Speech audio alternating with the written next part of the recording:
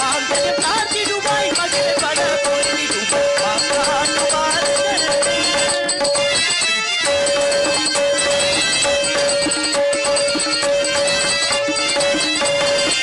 தொட்டு கட்டி செல்பவருக்கு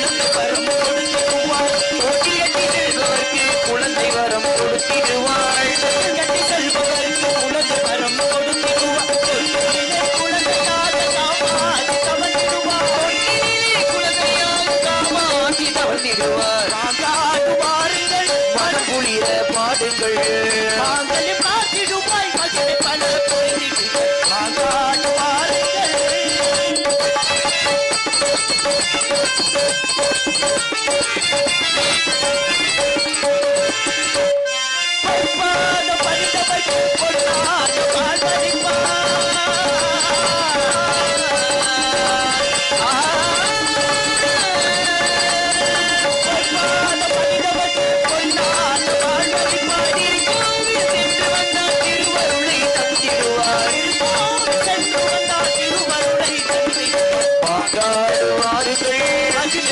பாடுங்கள் மாங்கல்யம் காத்திடுவாள் பல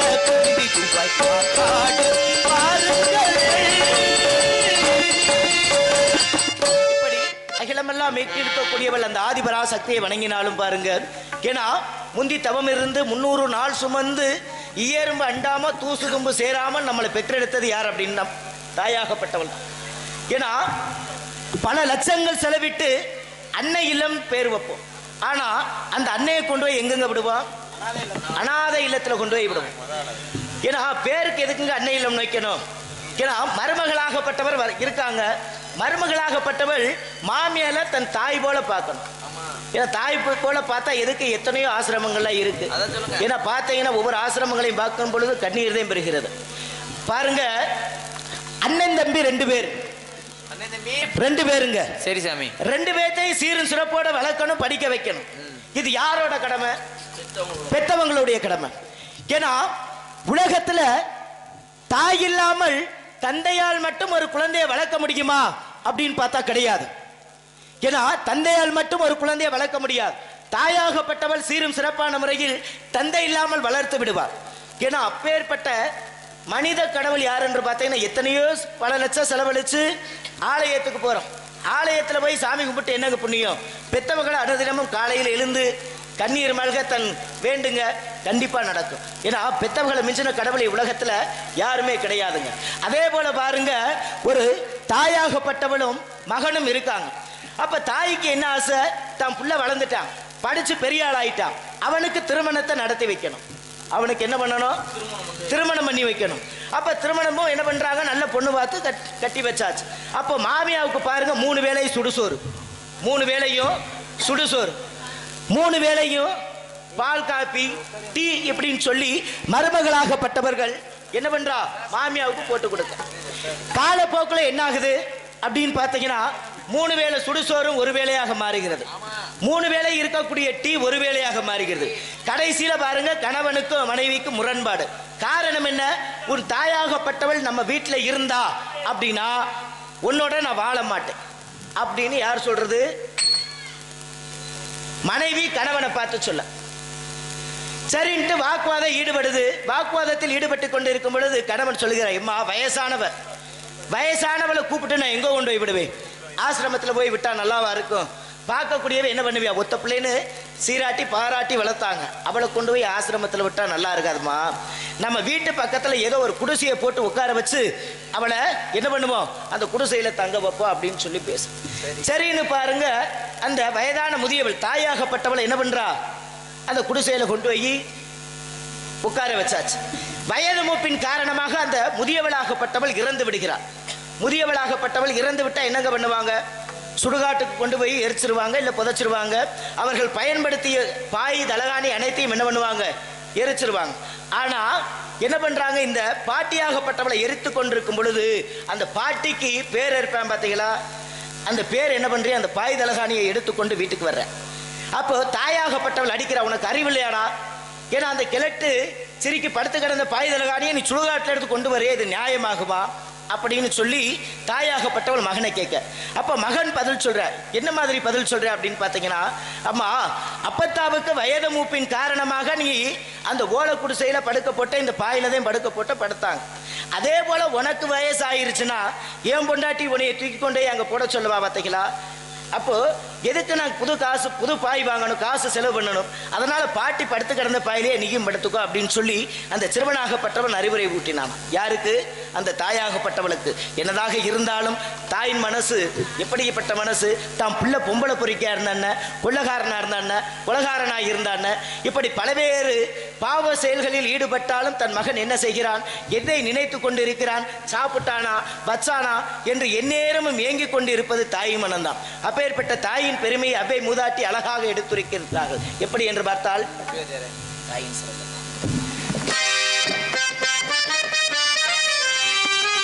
தன்னலமற்றது தாயின் நெஞ்சம், தாயின் நிறைந்தது கடவுளின் நெஞ்சம். தன்னலமற்றது தாயின் நெஞ்சம், தாய்மை நிறைந்தது கடவுளின் நெஞ்சம். தன்னலமற்றது தாயின் நெஞ்சம், தாய்மை நிறைந்தது கடவுளின் நெஞ்சம். அன்பை காப்பவன் ஆண்டல் தெய்வம், அன்பை காப்பவன் ஆண்டல் தெய்வம், அன்னை பிதா புன்னரி தெய்வம்.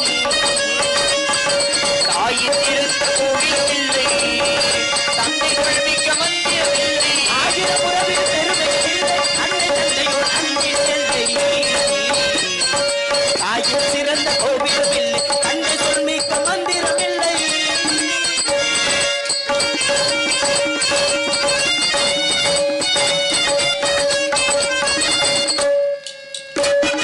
பொறுமையில் சிறந்த பூமியும் உண்டு, பூமியை விஞ்சும் தாய்மனம் உண்டு. பொறுமையில் சிறந்த பூமியும் உண்டு, பூமியை விஞ்சும் தாய்மனம் உண்டு. பொறுமையில் சிறந்த பூமியும் உண்டு, பூமியை விஞ்சும் தாய்மனம் உண்டு. கோவில் உண்டு, குடும்பத்தில் உண்டு, கோவில் உண்டு, குடும்பத்தில் உண்டு, கருணை தாயும் கடவுளில் ஒன்று. தாயை திறந்த கோயிலும் இல்லை, தந்தைகள் மிக்க மந்திரம் இல்லை, ஆயிரம் உறவில் பெருமை இல்லை, அன்னை தந்தையே அன்பின் எல்லை. தாயின் திறந்த கோவிலும் இல்லை, தந்தை சொல் மிக்க மந்திரம் இல்லை. இப்படி தாயின் பெருமைகளை வர்ணித்துக் கொண்டே போகலாம். நாட்டின் முதுகெலும்பு என்னங்க? விவசாயம். நாட்டின் முதுகெலும்பு விவசாயம். யாருங்க விவசாயம் மதிக்கிறது? ஒரு அரசு அதிகாரியாக இருக்கக்கூடியவர்கள், அரசு ஊழியராக இருக்கக்கூடியவர்களுடைய பிள்ளைகள்லாம் பார்த்தீங்கன்னா அரசு ஊழியர்களாக பணியாற்றி கொண்டிருக்கிறார்கள். வழக்கறிஞருடைய மகன் வழக்கறிஞராகவும், காவல்துறையினருடைய மகன் காவல்துறையாகவும், ஆசிரியருடைய பிள்ளை ஆசிரியராகவும், இன்ஜினியருடைய பிள்ளை இன்ஜினியராகவும். ஆனால் விவசாயியோட பிள்ளை மட்டும்தாங்க விவசாயியா மாறுகிறார். ஏன்னா விவசாயியாக யாரும் புதுசா வர்றது கிடையாது. ஏன்னா விவசாயிகளுக்கு மதிப்பு என்பது கிடையாது. பார்த்தீங்கன்னா நம்ம அந்த காலத்தில் ஆத்தாமார்கள்லாம் இருக்காங்க, தந்தைமார்கள் இருக்காங்க. அப்போ பலதரப்பட்ட நவ தானியங்களால் உணவு சமைத்து சாப்பிட்டு வந்தார்கள், நோய் நொடி இல்லாம ஆரோக்கியமா இருந்தாங்க. இப்ப பார்த்தீங்கன்னா முழுவதும் ரசாயனம் கலக்கப்பட்ட உணவுகள். அப்பேற்பட்ட உணவுகளை மனிதன் உட்கொள்வதனால என்ன ஆகுது? மனிதனுக்கு மலட்டுத்தன்மையாகப்பட்டது வருதுங்க. மனிதனுக்கு என்ன வருகிறது? மலட்டுத்தன்மையாகப்பட்டது வருகிறது. மலட்டுத்தன்மை வர காரணம் என்ன? நம்ம ரசாயனங்கள் கலக்கப்பட்ட உரங்கள். பாருங்க, அந்நிய நாட்டில் என்ன பண்றியா, புழு பூச்சி உள்ள காய்கறிகளை வாங்குறான். ஆனா நம்ம தமிழ்நாட்டில் என்ன பண்றோம்? புழு பூச்சி இருந்ததுன்னா சொத்த காய் அப்படின்னு சொல்லி தூக்கி எறிஞ்சிடும். ஏன்னா புழுவுக்கு மட்டும்தான் தெரியும் அந்த காய் நல்ல காயா கெட்ட காயா அப்படின்றது. அதே போல பாருங்க, ஆம்பளைகளை பாருங்க வாத்தியாரே, என்ன பண்றியா, தண்ணி அடிக்கிறாங்க, கஞ்சா குடிக்கிறாங்க, புகையில அடிக்கிறார்கள். இப்பேற்பட்ட போதை பழக்கத்திற்கெல்லாம் ஆளாகி என்ன செய்கிறார்கள்? அவர்களுக்கு புற்றுநோயாகப்பட்டது வருகிறது. ஆனா பெண்கள் எதுவுமே அடிக்கிறது கிடையாது. எதுக்கு அவங்களுக்கு புற்றுநோய் வருது? ஏன்னா பாரம்பரிய முறையில் திருமணமாகப்பட்டது நடக்கும். திருமணம் எப்படி நடக்கும்? ஒரு மணமகனாகப்பட்டவன் மணமகள் கழுத்தில் மஞ்சள் கயிறுல மஞ்சள் தெரிச்சு மாங்கல்யமா கழுத்துல கட்டுவான். அப்போ பெண்களாகப்பட்டவர்கள் அனைவரும் என்ன பண்ணாங்க? மஞ்சள் தேய்ச்சி குளிச்சாங்க. தாலி கயிறுல மஞ்சள் தேய்ச்சி குளிச்சதுனால என்னாச்சு? அந்த மஞ்சளை சுவாசிக்கின்ற பொழுது நுரையீரலில் இருக்கக்கூடிய சளி அனைத்து மலம் வழியாக வெளியேறியது அந்த காலம். இப்ப பாத்தீங்கன்னா காசு பணம் பெருகிருச்சான். காசு பணம் பெருகிருச்சு என்ற காரணத்தினால என்ன ஆகுது? தங்கத்துல தாலி கொடி வாங்கி போட்டுக்கிறாங்க. அப்படி தங்கத்துல தாலி கொடி வாங்கி போட்டா என்னங்க ஆகும்? புற்றுநோய் இதே வரும். மதுரை ராஜாசி மருத்துவமனையில் பார்த்தீங்கன்னா பெண்கள் பிரிவில் ஒவ்வொரு பெண்களும் மார்பக அறுத்துட்டு இருக்காங்க. காரணம் என்ன? தங்கத்தில் தாலி கொடி போடுறதுனால. தயவு செய்து உங்கள் வீட்டில் இருக்கக்கூடிய குழந்தைமார்களுக்கு சொல்லுங்க, பெரியவர்களுக்கும் சொல்லுங்க, தங்கம் போடுங்க, வேணான்னு சொல்லலை. ஒரு குறிப்பிட்ட நாள் போடுங்க, விசேஷங்களுக்கு செல்லுகிற பொழுது போடுங்க. அதே போல பாருங்க வாத்தியாரு, பாரம்பரிய உடைன்னு ஒன்று இருக்கு. அந்த காலத்துல எல்லாம் பார்த்தீங்கன்னா சின்ன பிள்ளைகளுக்கு என்ன பண்ணுவாங்க? நல்ல ஒரு சட்டை, டவுசர். காலப்போக்கு ஆயிடுச்சுன்னா கைலி கட்டிக்கிருப்பாங்க. பெரிய மனுஷன் ஆயிட்டாருன்னா வேஷ்டி கட்டிக்கிருப்பாங்க. நல்ல காத்தோட்டமான உடை அணிந்து இருந்தார்கள் அந்த காலம். ஆனா பெண்கள் எப்படி இருந்தாங்க? சின்ன பிள்ளையா இருக்கும் பொழுது பாவடை தாவணி, பாவடை சட்டை. பருவமடைந்த பிறகு பாவடை தாவணி, மணமுடித்த பிறகு சேலை. ஆனா இப்ப பாருங்க, பெண்களுக்கு எப்பேற்பட்ட உடை, லெக்கின்ஸ் சொல்லுவோம், பிடிப்பா இருக்கும். அப்பேற்பட்ட பிடிப்பான உடைகளை போடக்கூடாது அப்படின்னு சொல்றாங்க. எதுக்கு சொல்றாங்க அப்படின்னு பார்த்தீங்கன்னா, நம்ம எல்லாம் சொல்லுவோம் பொம்பளை பிள்ளைகளை காலு மேல கால் போட்டு உட்காரக்கூடாதுன்னு சொல்லுவோம். சொல்றதுக்கு காரணம் என்ன? ஏன்னா கால் மேல கால் போட்டு உட்காரும் பொழுது என்ன ஆகும் அப்படின்னு பார்த்தீங்கன்னா, அந்த கர்ப்பப்பையாகப்பட்டது சின்ன சவ்வு மாதிரி தான் இருக்கும் பெண்களுக்கு. அப்படி கால் மேல கால் தூக்கி போட்டு உட்கார்ன்ற பொழுது என்ன ஆகுமா, அந்த சவ்வாகப்பட்டது அழுத்தம் கொடுத்து வலுப்பெறக்கூடிய தன்மையை இழந்துவிடும். அதனாலதான் நிறைய பெண்களுக்கு குழந்தை இல்லாம இருக்க காரணமே. முக்கியமா கால் மேல கால் போட்டு உட்காரக்கூடாது. கால் போட்டு கால் மேல உட்காராம இருந்தாலும் பாருங்க, இப்ப லெக்கின்ஸ். அப்ப இந்த லெக்கின்ஸ் பேண்ட்டை போட்டாலுமே என்ன ஆகுது? மலட்டுத்தன்மையாகப்பட்டது உருவாகிறது. யாருக்கு? பெண்களுக்கு.